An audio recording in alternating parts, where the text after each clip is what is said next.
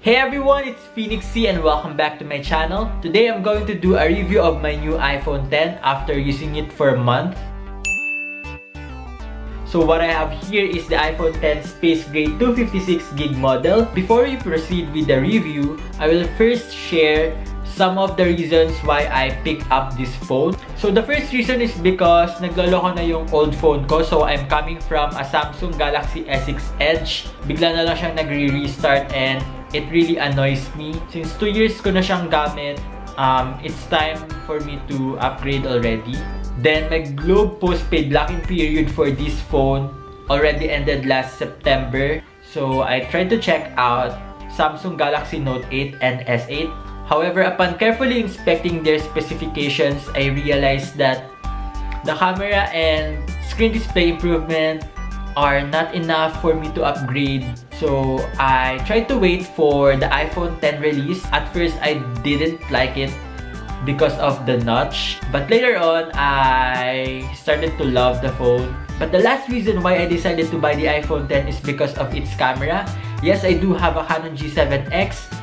But I wanted to have a camera which I can always bring with me anywhere. So it's actually the iPhone 10. Some people suggested to me to why not just buy a DSLR and a cheaper phone.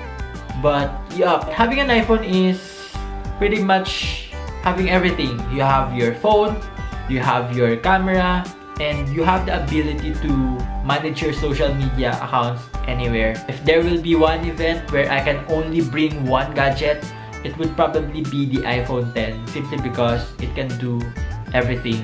So those were the reasons why I bought the iPhone 10. Let's proceed with the 1 month later review of this one. So the first thing that I would like to commend with this phone is actually its screen. So you have a beautiful 5.8-inch screen in a small form factor. And since ang purpose ko for this one is for vlogging, perfect talaga yung size niya. And next thing is its camera. So this phone has dual lens rear facing camera, and one of it is an optically stabilized zoom lens, which means that kahit i-zoom ko yung subject, I can still manage to have less shaky footage. And another thing is its low light performance. So gamit ko siya nung USB paskuhan and it really impressed me. Minimal to no editing talaga yung mga shots na kuha ko from the iPhone 10. So next thing to consider with the iPhone 10 would probably be the headphones, simply because it doesn't have a headphone jack and it will require you to use a dongle. So ito siya.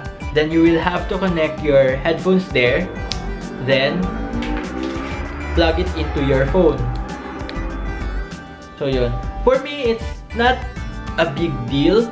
Pero yun nga, the main concern here is you cannot charge your phone while using headphones. Probably just get yourself an adapter which has both ports for charging and headphones. Problem solved.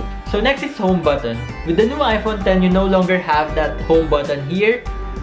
For you to go to home, you simply have to swipe up. Another thing is when you want to switch in between apps, all you have to do is to swipe at this corner, lower corner, and there you go, you can switch in between your applications.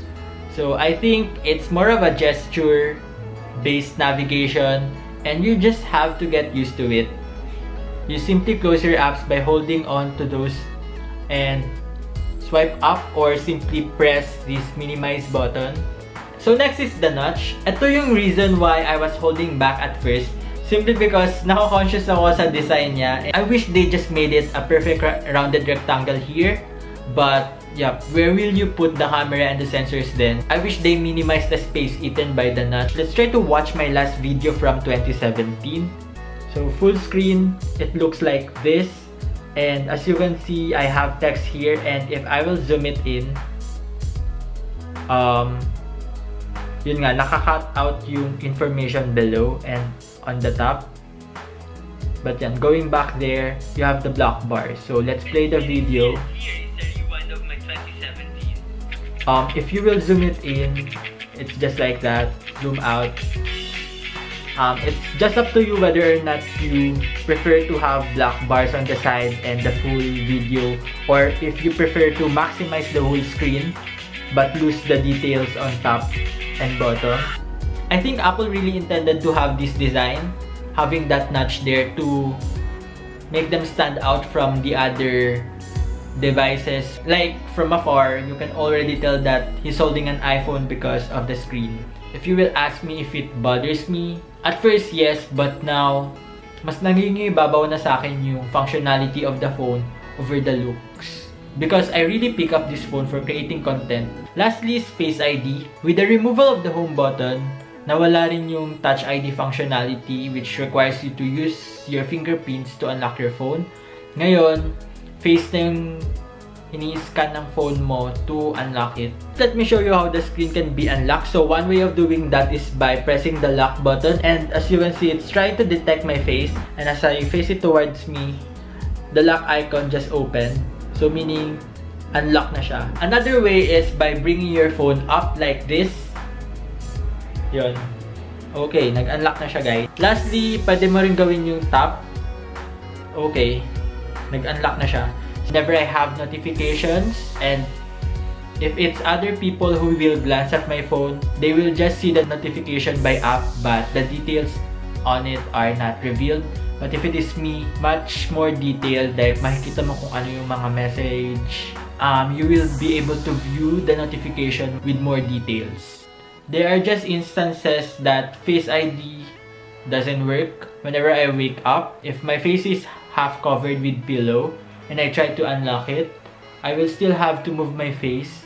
Whenever you wake up, you need to open your eyes. So yun, Face ID doesn't work all the time, but when it works, it's like magic. Okay, final thoughts. So the reason why I bought this phone is because of its impressive camera, big screen size, and small form factor.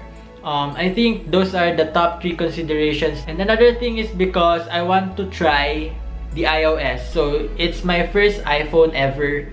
I'm so far enjoying it. Well, of course, the purpose of buying this phone is not just, oh, I have an iPhone. The real reason for buying this iPhone is because I wanted to use it for my vlogging, for shooting content, and I want to try those applications exclusive to iOS. Okay, so do I think it's worth it? If you're going to use the iPhone for the usual social media, Instagram, Facebook, I suggest to just go with the cheaper phones simply because it's super pricey, and if hindi mo rin naman siya gagamitin for a creative purpose, just stick to cheaper phones. Because for me, I'm going to use this phone for creating contents, for shooting videos. And by the way, here is a quick look to my iPhone 10 vlogging setup. If you would like to know more about this setup, just click the video link description down below. If you like this video, give it a thumbs up, subscribe if you haven't yet, and welcome to the squad. Thank you guys for watching, and see you on my next one. Bye!